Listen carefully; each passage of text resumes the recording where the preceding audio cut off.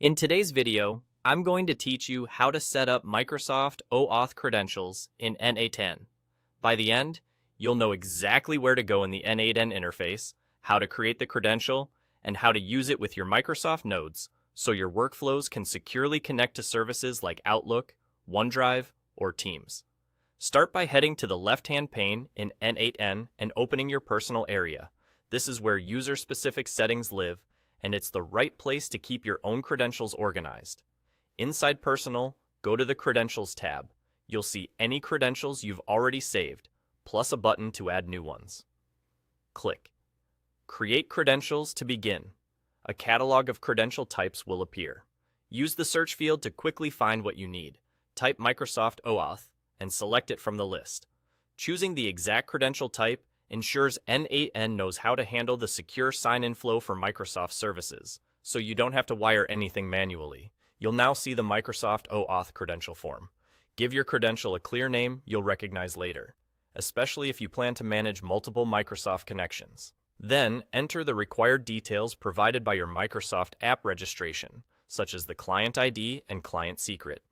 These are sensitive values, so copy and paste carefully and keep them private. If you see optional fields like tenant or scopes in your setup, use the values that match your organization's requirements. The goal here is simple. Supply the information n8n needs to request permission from Microsoft on your behalf, securely and consistently. When everything looks correct, click Save.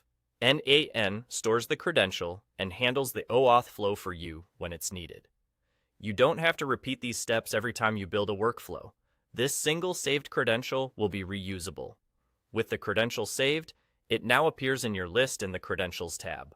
From here on, whenever you add a Microsoft-related node in a workflow, like Outlook, OneDrive, or Excel, open that node's credentials dropdown and select the Microsoft OAuth credential you just created. n will automatically use it to authenticate the node, so you can focus on configuring the operation, not the security handshake. That's all there is to it. Navigate to Personal, open Credentials, create a new credential, pick Microsoft OAuth, enter the details, save, and then reuse that credential in your nodes.